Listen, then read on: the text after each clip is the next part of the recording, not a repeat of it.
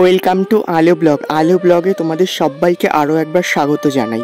তো এখন দেখতে পাচ্ছ রাত অনেক আছে, কিন্তু রাত নয়, এটা হলো ভোর। যেহেতু ভোর এখন প্রায় 3:30 বাজে, আমি চলে যাচ্ছি স্টেশনে, কারণ আজকে আমি এক জায়গায় যাবো, সে তোমরা জানতেই পারবে বা তোমাদেরকে আমি বলবো, বলার জন্যই ব্লগ করা।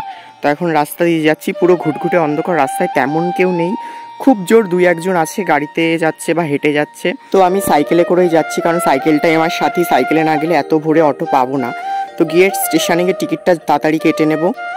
তো দেখো স্টেশনে গিয়ে টিকিট কেটে নিয়ে ট্রেনে বসে পড়েছি, আর আমার হাতে দেখতে পাচ্ছি একটা কাঠগোলাপ। এটা আস্তে আস্তে রাস্তায় পেয়েছি, স্টেশনের একটি গাছ, হয়তো স্টেশনের একটি গাছ থেকে রাস্তায় পড়েছিল, তো ফুলটা ভালো লাগলো বলে নিয়ে নিজের কাছে রাখলাম, আর এর গন্ধটাও আমার খুবই ভালো লাগে, সেই জন্য যাচ্ছি।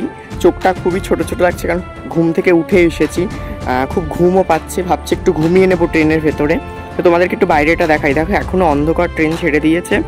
তো একটা কাণ্ড বলি তোমাদেরকে, এই ট্রেনটা একটা ফার্স্ট গেট পড়ে, ফার্স্ট গেট সেকেন্ড গেট, তো বনগাড়ি একটা সেকেন্ড গেট একটা গেট আছে, আর সেই গেটে যখন গেছি, সেই গেটে, আচ্ছা দেখো তোমরা এটা দেখে নাও বলছি, এটা দেখো কেউ নেই, সামনে কয়েকজন আছে আর সাইডে কয়েকজন আছে।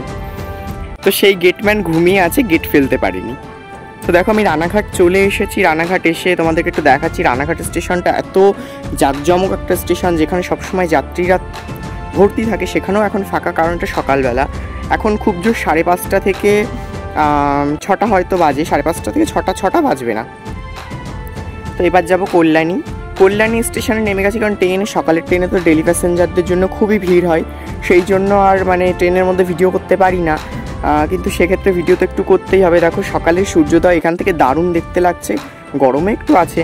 তো তারপরে স্টেশন থেকে আমি একটা ম্যাজিক ধরেছি, কারণ অটোর লোক হচ্ছিল না বলে নিচ্ছিল না, কিন্তু আমার খুব তাড়াতাড়ি যেতে হবে, তার জন্য ম্যাজিকে আর একজন বাকি ছিল, ম্যাজিকে উঠে পড়লাম। এবার কোথায় যাচ্ছি বলি, আমি যাচ্ছি কল্যাণী এমস হসপিটাল, কারণ আমার চেক আপের জন্য ওখানে আমি যাই, প্রায় যাচ্ছি। আগে আমি বনগাঁতেই দেখাতাম, কিন্তু বনগাঁর অনেক ডাক্তার আছে যারা আমার ঠিক রোগটাকে ভালো করতে পারিনি, তো সেই জন্য আমি এমসে যাই। এখন ঠিক আছে মোটামুটি এমসে যাওয়ার পর থেকে। তো এবার দেখো আমি নেমে গেছি, নামার পরে তোমরা জায়গাটা যারা চেনো, কল্যাণীতে থাকো, এমসের বাইরে যে রাস্তা, সেই রাস্তা থেকে লাইন পড়ে গেছে, মানে ভাবা যায়, মানে এমস নাকি শুনেছি বন্ধ ছিল কয়েকদিন, তো থাকতেই পারে, যেহেতু শনি রবিবার বন্ধ থাকে, সোমবার একটু ভিড় হওয়াই কথা। তো দূর থেকে দেখো এমসটাকে একটু দেখাচ্ছি, এখানেও জল জমে গেছে প্রচুর, মানে এখানেও বৃষ্টি হয়েছে, আর সামনে আমি বেশ দূরেই আছি।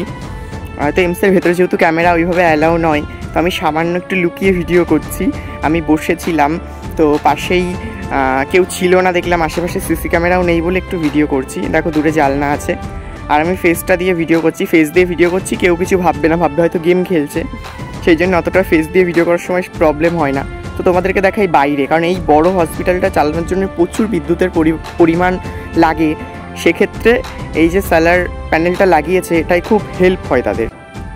তো আমার ডাক্তার দেখানো কমপ্লিট, খুবই সকাল সকাল হয়ে গেছে, আগের বার এসেছিলাম অনেক রাত হয়ে গিয়েছিল, কিন্তু আজকে খুব সকাল সকাল হয়ে গেছে। এবার এমস থেকে বেরিয়ে যাব, আর বেরিয়ে চলেও এসেছি। দেখো তোমরা দূরে এমসটাকে দেখতে পাচ্ছ, আমি বাইরে দাঁড়িয়ে আছি, কিন্তু বেশিক্ষণ ভিডিও করতে পারবো না, প্রচণ্ড রোদ লাগছে আর গরম লাগছে, আর ভালো লাগছে না এই গরমে। তো এই গরম থেকে বাঁচতে একটা ঠান্ডা নিলাম। আমি বাইরে বেশি কিছু খাই না, আর বাইরের ওই তেল মশলা জাতীয় খাবার আমার পছন্দ নয়, চেষ্টা করি একটু ঠান্ডা বা আইসক্রিম খাওয়ার, তো একটা ঠান্ডাই নিলাম। তো তারপরে দেখো স্টেশনে চলে এসেছি প্রায়, কারণ স্টেশনের কাছেই চলে এসেছি, বনগাঁ স্টেশনে। মাঝখানে যে লং কল্যাণী থেকে রানাঘাট থেকে বনগাঁ যে ট্রেন, সেই ট্রেনেই এখনও আছি, কিন্তু কল্যাণী থেকে আসার পরে আর ভিডিও করিনি, কারণ শরীরটা এত খারাপ লাগছিল গরমে।